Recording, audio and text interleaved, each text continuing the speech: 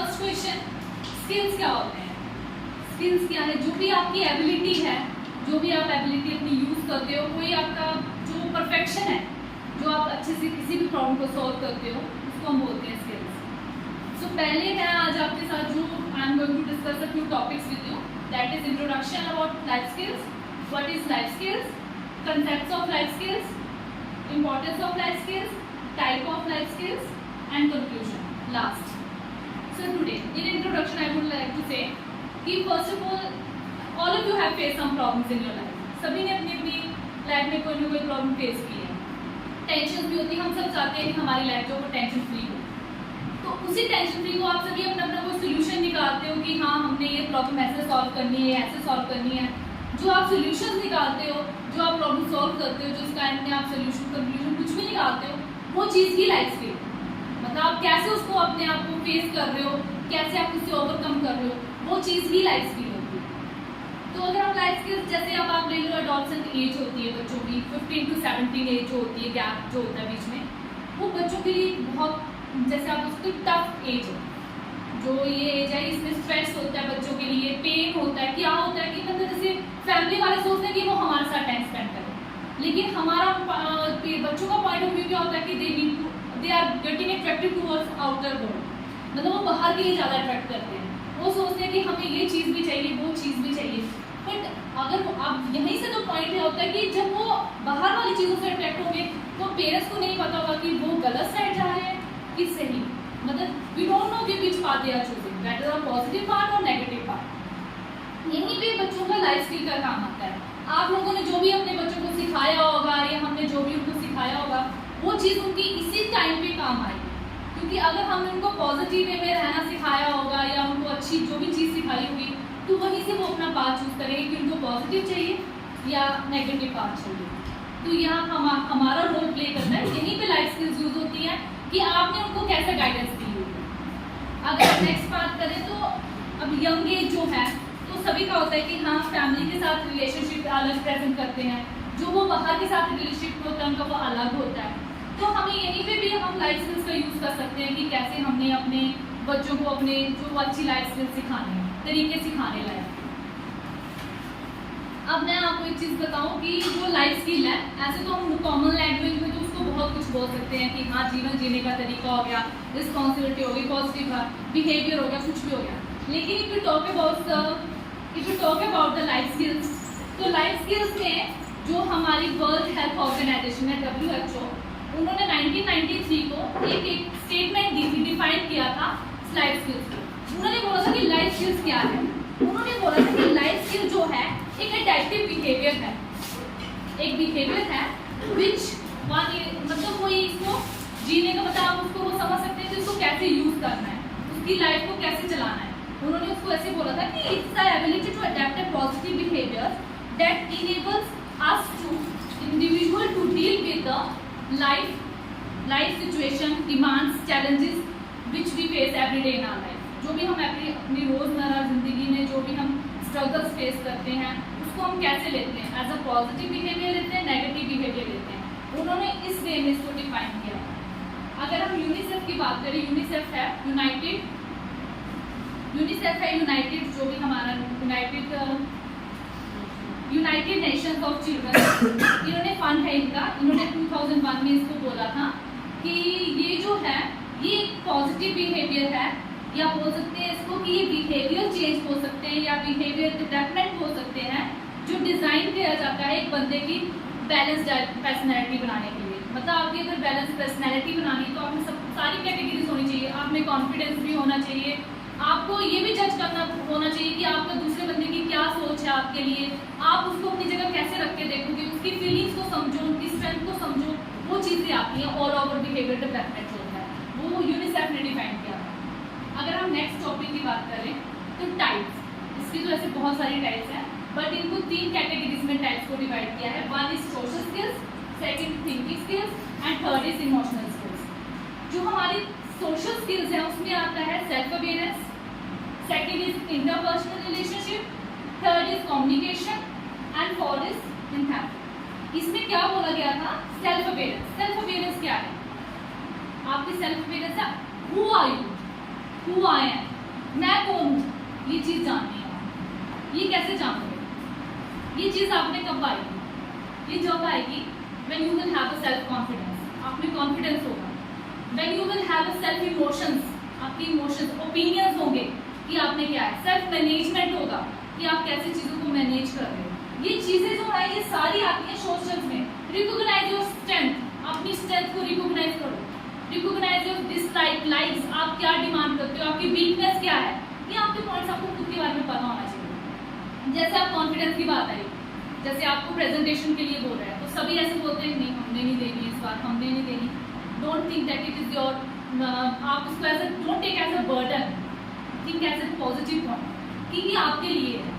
जब आपकी हेजिटेशन खत्म होगी, when you will free from hesitation you can do anything in your life. ये पॉइंट्स ये नहीं है कि हाँ प्रेजेंटेशन देनी, कैसे देंगे, क्यों देंगे, हमारा क्या होगा, हम कैसे बोलेंगे।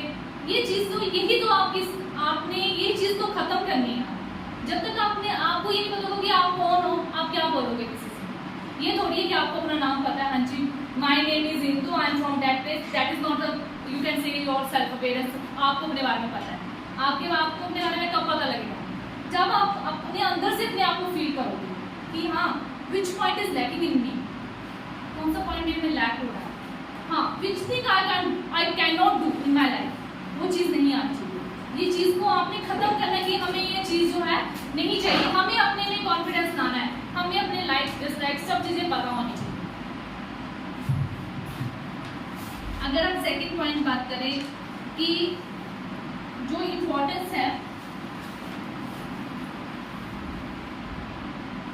कंसेप्ट्स की बात करें अगर हम लाइफ स्किल्स की, तो ऐसे तो हमारी जो ये बिग सिटी है, बिग सोसाइटी है, वी ऑल फेस स्ट्रगल्स। अगर हमने एक गांव से उठ के we want to live in a city, then also we face the struggles because there can be a difference in our languages, in our living styles, ये सभी डिफरेंस आते हैं।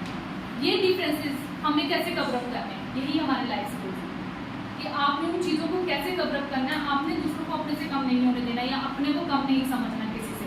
हमेशा ये रखना है कि जो शायद मेरे में पॉइंट्स है वो दूसरों में है। अपने आप को हमेशा एक पॉजिटिव पॉइंट्स में रखना है कि हाँ हम सब कुछ कर सकते हैं, हम कोई भी ऐसी चीज़ नहीं है जो हम नहीं कर सकते हैं। अगर हम कंसेप्ट्स की बात करें ऑफ लाइफ स्किल्स, तो there are 4 basic life skills, 4 pillars हैं जो हमारे कंसेप्ट्स हैं। 4 पिलर हैं। Number 1 is learn to no,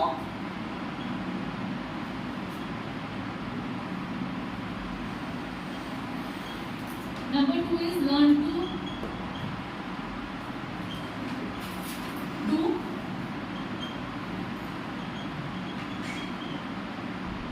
learn to be,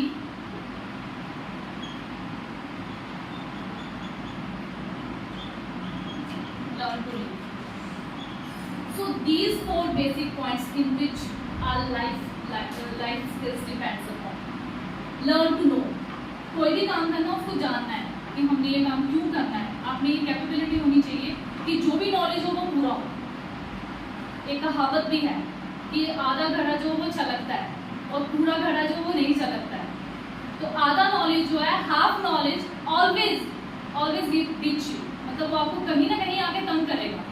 और जो अगर आपको पूरा नॉलेज है ना, you will naturally get your over confidence, आपको वो कॉन्फिडेंस नेचुरली आ जाएगा कि हाँ ये चीज़ तो मुझे पूरी आती है, ये चीज़ मेरे को कहीं पे, मतलब अगर मैं किसी की बात करूँ यहाँ पे, if I take example, I can take example of Ronika ma'am और Shilpa ma'am, if they know the creativity, तो उनमें अगर ये है कि हाँ मैं इस पेज पर कुछ भी बना सकती हूँ, तो उनमें इनको ये पता है कि हाँ ये मेरे में चीज़ है, तो इनको पूरा नॉलेज है। अगर हम उस नॉलेज में जाएँ तो हमें वो चीज़ नहीं करनी है।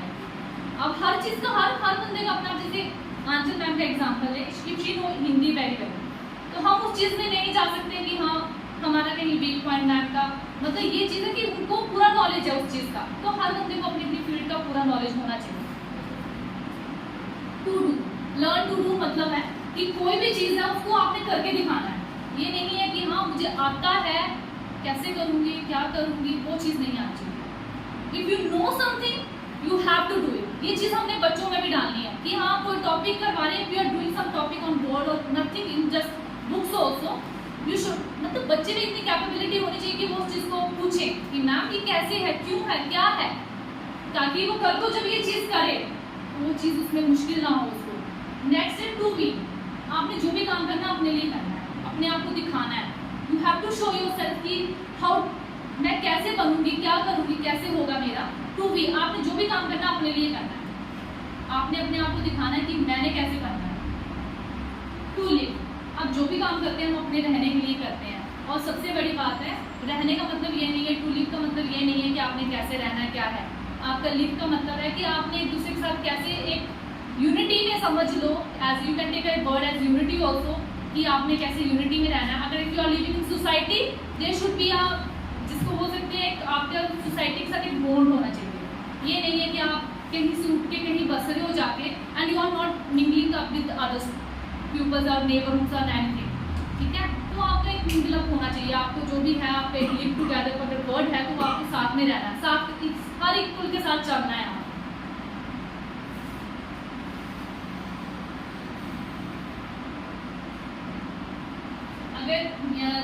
I have discussed this point also, self awareness कि who I am, आपने रिकॉग्नाइज करना अपने सेल्फ को। You have to characterise yourself, you have to know yourself.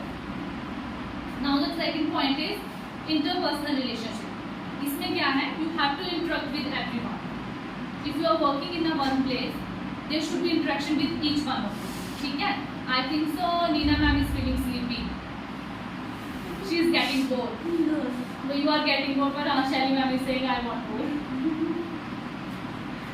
Interpersonal relationship होता है कि प्रॉपर इंटरेक्शन होनी चाहिए। अगर आप दो बंदों के साथ बात कर रहे हो, अब आप एक सोसाइटी इस वक्त काम कर रहे हो सारे, हम सभी एक वर्क प्लेस है, आपकी प्रॉपर इंटरेक्शन होनी चाहिए हर बंदे के साथ। मतलब हाँ कि इसके साथ मेरी कैसी इंटरेक्शन है, कैसी फीलिंग है, वो चीज़ होनी चाहिए सभी में। ये नहीं है कि यार नहीं इससे बात नहीं करनी है, इसके साथ नहीं करना, नहीं, आपकी सभी के साथ प्रॉपर इंटरेक्शन होनी चाहिए।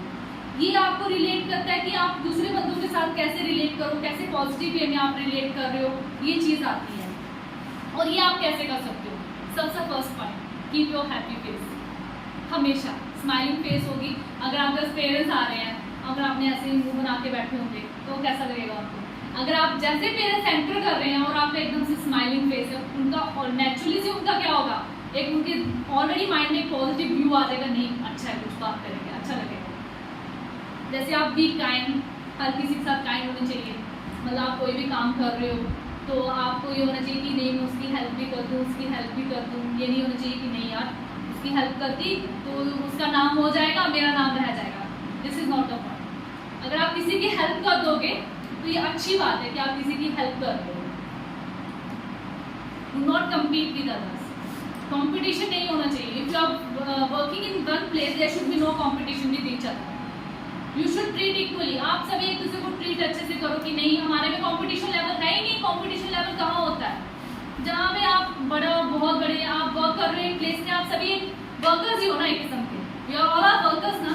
सो we should, I think so कि we should not compete with each other, और मतलब each one should be treat equally.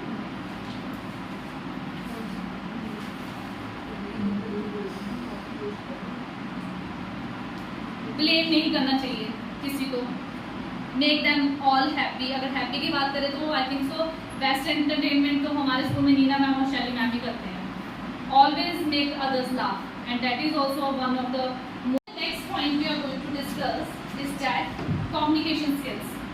Communication skills, when we use communication skills, communication skills हम तब यूज करते हैं जब आपने अपने आप को एक्सप्रेस करना है, आपने अपने व्यूज को एक्सप्रेस करना है, आपने अपने आप को एफिशिएंटली शो करना है कि आप क्या चाहते हैं। अगर आप मतलब ये चीज़ को आप वर्बली भी कर सकते हैं, नॉन वर्बली भी यूज़ कर सकते हैं। मीन्स अगर आप किसी को वर्ड्स के थ्रू समझाएंगे वो भी अच्छा है, अगर आप लिख के समझाएंगे वो भी अच्छा है। अच्छा मतलब ये भी एक स्किल्स में आता है कि ये भी किसी में नहीं है कि कोई बोल के ही समझाएं, किसी में शायद ये भी एक मतलब बोल सकते हैं कि स्किल्स है कि वो लिख के भी ज़्यादा अच्छे से समझाता है, ठीक है। तो ये आ गया कम्युनिकेशन स्किल्स। और हमेशा to ask for advice and help, मतलब आपने हमेशा किसी की एडवाइस लेनी, किसी की हेल्प लेनी तो भी आप कम्युनिकेशन स्किल यूज करेंगे, है ना। And also please get the feedback and teachers please don't pass the chits because it's not good habit. Give feedback, अगर आपको किसी का अच्छा लगता है give a positive feedback, if you don't like it please give the negative remarks. So today also after the presentation please give me the feedback.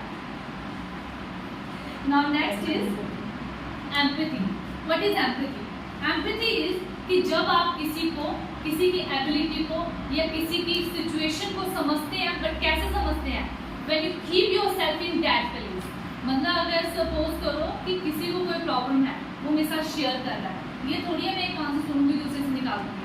जब तक मैं उसकी फीलिंग को फील नहीं करूंगी, हाँ, when I will not keep myself in that place, how can I feel it कि what she or that girl want from me or person wants from me. ठीक है, तो ये होती है therapy.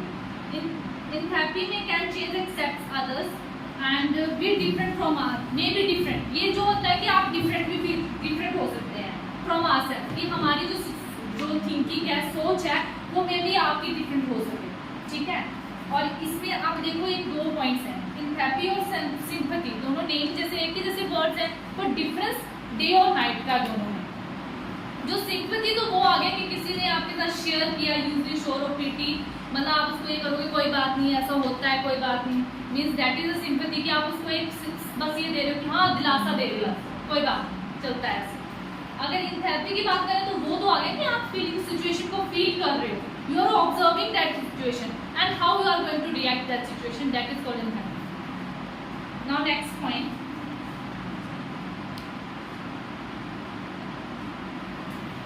Thinking skills. So thinking skills में first आ जाता है क्रिटिकल थिंकिंग. क्रिटिकल थिंकिंग, इसमें आप आ गए gather information, how you are gathering the information from others, consider others point of view, explore, मतलब आप दूसरों के पॉइंट्स को सुनो, उनको कैसे आप एक्सप्लोर कर रहे हो, कैसे उनके ऊपर काम कर रहे हो, that is come in critical skills thinking में. Formulate your questions, make your questions, what your demands, आप क्या चाहते हैं, आप कोई भी चीज़ डिस्कस करिए, you can make them questions. हाँ, आप अपने क्वेश्चन को जनरेट करो, क्या सोचते हो आप, you should generate your question कि आप दूसरे से क्या चाहते हो, क्या मांगते हो, वो चीज़ जनरेट आनी चाहिए आपके अंदर. अप्लाई द इन्फॉर्मेशन, हाँ, अगर आपके if you want some information, if you are having some information, apply that information. आप में इतने गट्स होने चाहिए कि आपको, अगर आप में कोई इन्फॉर्मेशन है, अगर आप में कोई चीज़ है जो आप एक्सप्लेन कर सकते हो बेटर वे में, please come and stand up and से. ये लाइफ स्किल्स होते हैं. मतलब अगर इन शॉर्ट बोले कि लाइफ स्किल है क्या, अपने आप को रिप्रेजेंट करना है. आप कैसे रिप्रेजेंट करते हो हर सिचुएशन में, दैट इज वेदर गुड और दैट इज वेदर बैड. मतलब मेन ही पॉइंट ये कि रिप्रेजेंटेशन, आप कैसे अपने आप को रिप्रेजेंट करते हो. बस ये है कि हाँ, अगर आप अपने आप को अच्छे से रिप्रेजेंट करते हो, अच्छे से करते हो, वो लाइफ स्किल्स आ गए आपके अंदर. आपने यहाँ नहीं, कल को कहीं और भी काम करना है. यहीं से अगर आपकी हेजिटेशन खत्म होकर जाएगी तो you can, I think so, you can do much better from in that place. Problem solving, हाँ, ये बात भी सही है कि अगर आपको किसी की प्रॉब्लम सॉल्व करनी है तो हाँ, आप ये नहीं कि आप उसको गुस्सा हो जाओ. मैं कोई बात शेयर करूँ आके, किसी से भी करती हूँ शेयर, नैना मैम से करती हूँ, किसी से भी करती हूँ, तो मैं अगर शेयर करूँगी आके तो ऊपर से नहीं मैम आप गलत हो, ऐसे नहीं बोलना चाहिए था, है ना, वो नहीं होना चाहिए. प्रॉब्लम आपको सॉल्व करनी, कोई बात नहीं मैम आपने ऐसे बोला, आप उसको ऐसे सिचुएशन को हैंडल करो. मतलब आपको प्रॉब्लम सॉल्व करनी है, किसी की बढ़ाने की. बच्चे की है, आपने बच्चे को डांटा नहीं, बेटा नहीं ऐसे नहीं करना है, ये गलत है, ऐसे नहीं होना चाहिए. आपको ये होना चाहिए कि आपको उसको सॉल्व करना है, उसकी क्या डिमांड है वो आपको उसको फेस करनी है. हाँ, अपने आप को उस पॉइंट पे रख के देखो कि वो कैसे डिमांड कर रहा है आपसे. सबसे पहले तो अगर आप प्रॉब्लम सॉल्विंग की बात करें तो पहले तो आपको डिफाइन करने पड़ेगी कि आपकी प्रॉब्लम क्या है.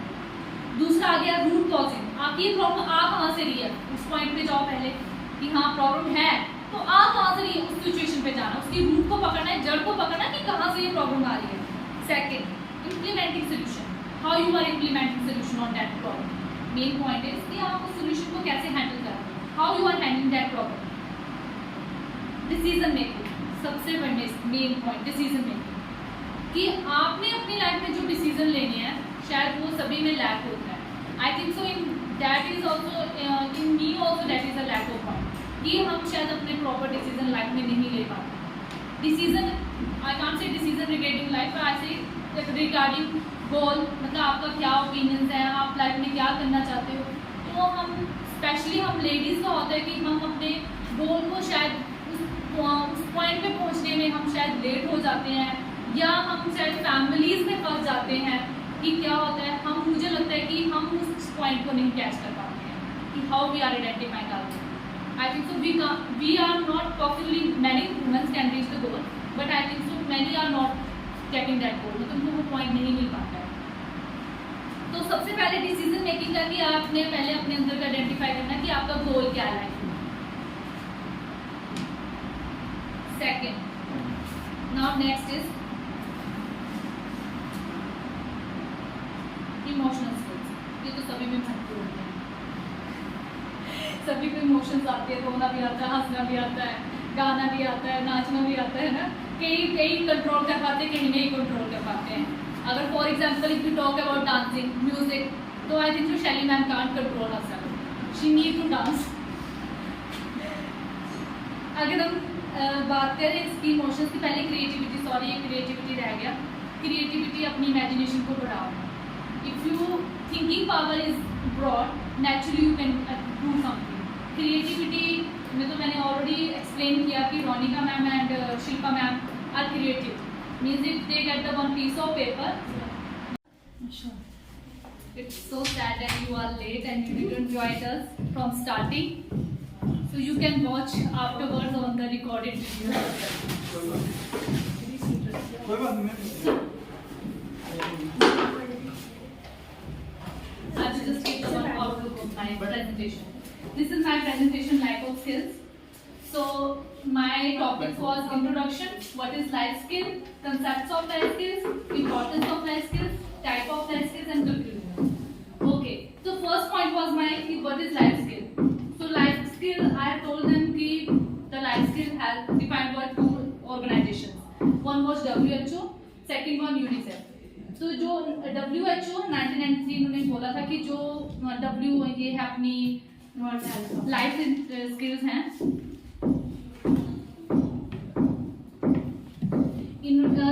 they give us a statement about this that it is the ability to adapt a positive behavior that enable us to you can say अपने जो लाइफ इंडिविजुअल की एक लाइफ है, जो स्ट्रगल्स हैं अपनी लाइफ में आते हैं, आप उनको कैसे ओवरकम करते हो, उनको कैसे हैंडल करते हो, किस वे में हैंडल करते हो, that is called life skill.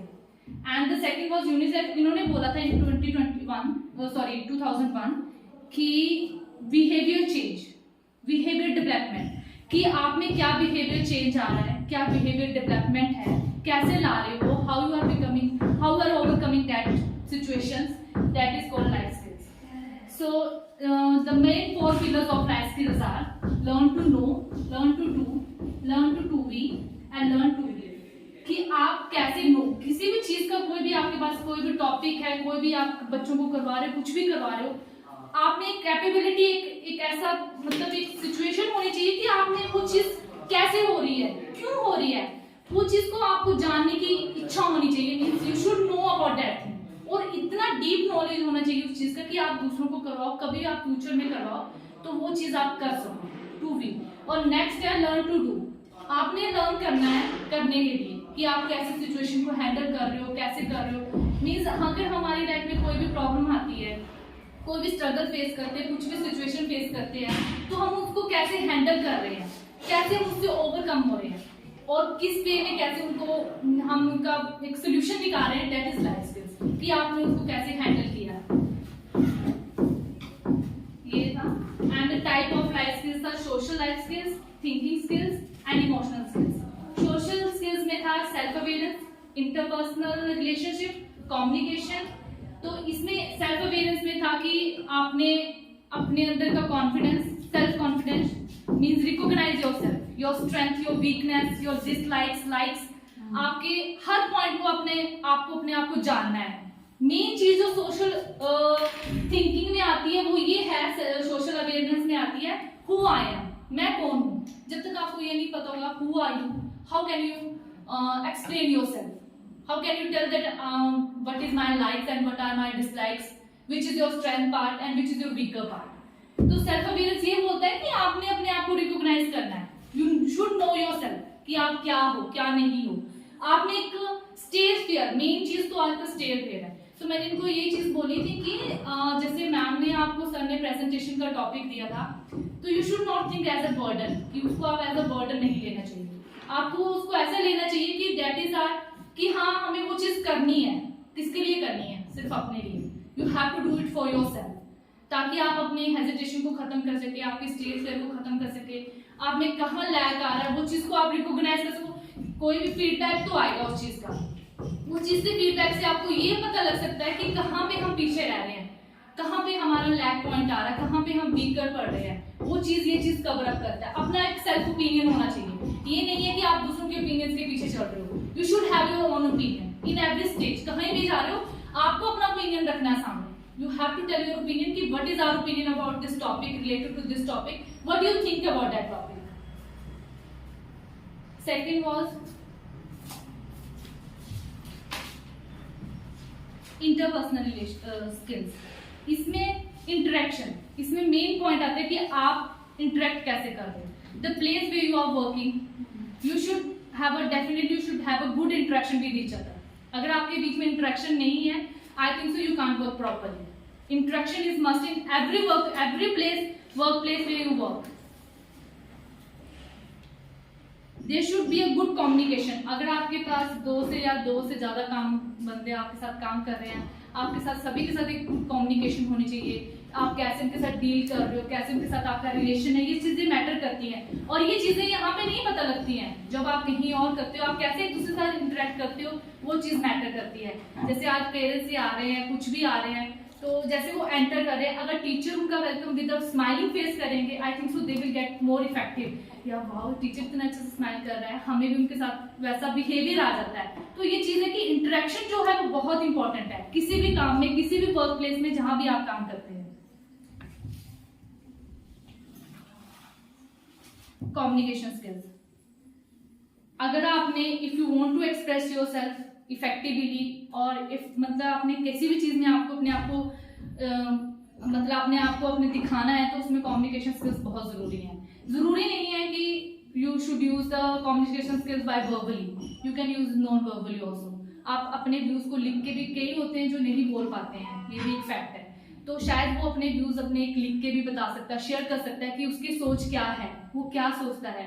तो आप कम्युनिकेशन स्किल को कैसे भी यूज कर सकते हैं, you can use verbally also and non verbally also.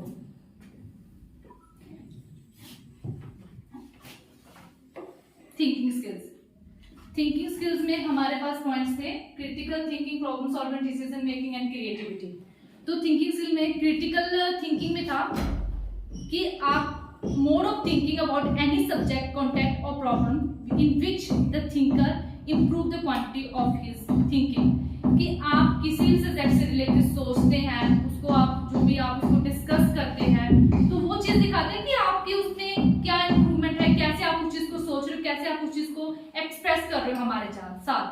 तो थिंकिंग ऐसा होना चाहिए कि आपको सबसे पहले कोई भी चीज हो रही है तो आप में एक ऐसी पावर होनी चाहिए, you can formulate the questions regarding any topic. अगर आपके पास कोई टॉपिक है, आपको जैसे कोई भी डिस्कशन चली है, आप में पहले ये पावर होनी चाहिए कि you can should formulate your questions, कि आप अपनी क्वेश्चनिंग कर सको, क्या है क्या नहीं है उस चीज में।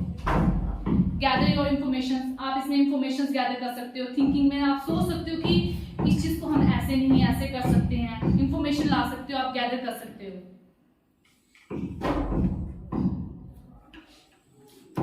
एक्सप्लोर द, आप अपने पॉइंट्स को भी एक्सप्लोर कर सकते हो, आपके कौन से पॉइंट है, क्या है, वो आप डिस्कस कर सकते हो। Problem solving, next is problem solving. Problem solving जो है, I think so that can be effective if you do it without anger. अगर कोई भी किसी की प्रॉब्लम आती है तो हम गुस्सा हो जाते हैं, अरे ऐसे कैसे हो गया सिचुएशन, ये सिचुएशन ऐसे नहीं होनी चाहिए थी, यहीं पे हम लैग कर जाते हैं। हमें ऐसा लगता है, आई थिंक सो, कि कोई भी प्रॉब्लम है, अगर आप उसको विद काम माइंड अगर आप सोचते हो, उसको आप उस पर रिएक्ट करते हो, आई think so that can be solve easily.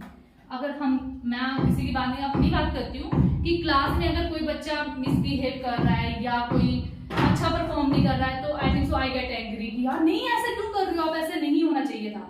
तो वो चीज हम उसको इजीली भी सॉल्व कर सकते हैं कि नहीं, हम उसको शायद अच्छे से प्यार से ट्रीट करें तो शायद वो चीज कवर अप इजीली हो जाए। तो ये है कि हमें कोई भी प्रॉब्लम है उसको अच्छे से पहले उसकी समझना चाहिए कि वो चीज क्यों हो रही है। सेकंड पॉइंट है कि उसके रूट्स पे जाओ कि वो चीज कहाँ से आ रही है, क्यों आ रही है, कैसे आ रही है। And Neena ma'am is sleeping, totally sleeping.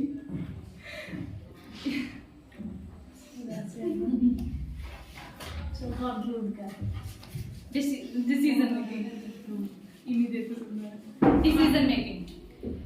Making में यह है कि first of all identify your goal. आपको क्या चाहिए लाइफ में, वो चीज़ हम हमेशा लैक करते हैं कि हमें ये नहीं पता हमें लाइफ से क्या चाहिए। हमें ये पता है सुबह जाना है, काम करना है, आ जाना है, मंथली आया, पैसे आए, हो गया, काम खत्म, वो दिन निकल रहे हैं, बस ये चीज़ है। हमें ये नहीं पता कि हमें लाइफ से चाहिए क्या है। We can't identify our goal. पर इसमें डिसीजन है कि आप अपना गोल आइडेंटिफाई करो कि आपको क्या चाहिए। गैदर इन्फॉर्मेशन, कैसे करना है, क्यों करना है, कैसे करना है। मेक योर डिसीजन, अपने डिसीजन रखो जो हम नहीं कर पाते हैं, अपने डिसीजन हम नहीं रख पाते हैं। क्रिएटिविटी वो होता है कि इमेजिन करो, उसके ऊपर काम करो, और जो भी काम है वो उसको आप दिखाओ कि हाँ आपने कैसे किया है। न्यू कंपोनेंट्स लाओ, न्यू चीज लाओ, ठीक है। क्रिएटिविटी ये होता है। इमोशन स्किल्स में आता है कॉपिंग विद इमोशन, इंस्टेंट इमोशन। जो इंस्टेंट इमोशंस होते हैं वो बहुत ज्यादा हार्मफुल होते हैं, हमारी हेल्थ के लिए भी हार्मफुल होते हैं, और जो पर्सन के साथ हम डील कर रहे हैं उनके लिए भी हार्मफुल होते हैं। इंस्टेंट एंगर जो सबसे ज्यादा एक किसी की मतलब हेल्थ को हार्म करता है। इंस्टेंट एंगर में अगर एग्जांपल ले तो हम वो आशिमा मैम हो सकते हैं। और sadness can have a negative effect. Sadness जो है वो भी नेगेटिव इफेक्ट लाता है। तो सैडनेस मूवमेंट तो हमेशा रोनिका मैम को होता है। शी ऑलवेज बस मुंह बनाना है। तो ये भी चीज जो है इफेक्ट करती है। अच्छा, तो इमोशनल स्किल्स मेरे कहने का मतलब है कि इंस्टेंट चीज जो भी है वो हार्मफुल होती है। तो इंस्टेंट एंगर भी नहीं करना है, इंस्टेंट सैडनेस भी नहीं लानी है। Express your emotions. अगर आप में कोई चीज है तो उसको एक्सप्रेस कर दो, कामली बोल दो, बट वो चीज नहीं लानी, इंस्टेंट वाली चीज नहीं लानी। कॉपिंग स्ट्रेस, हम आजकल स्ट्रेस बहुत लेते हैं कि हम सोचते हैं कि हमारे में ये चीज़ नहीं है, क्यों नहीं है, दूसरे में ज़्यादा है, उसमें ज़्यादा है, मेरे में कम है, मेरे में कम क्यों है। ये बहुत ज़्यादा लोगों में ऐसा सोच है कि वो शायद मेरे से ज़्यादा है, मैं उससे कम हूँ। ये चीज़ नहीं होनी चाहिए। अपने आप को कभी किसी से कम नहीं समझना है। जब आप ये चीज़ करोगे तो आपकी लाइफ में ये पूरे लाइफ में आपके दिमाग में ये सिचुएशन बनी रहेगी कि शायद मैं उससे कम हूँ। ये चीज़ नहीं आनी चाहिए। हमेशा लाइफ में ऐसा होना चाहिए कि हाँ हमें ये चीज आती है, चाहे वो गलत करनी पर करनी है।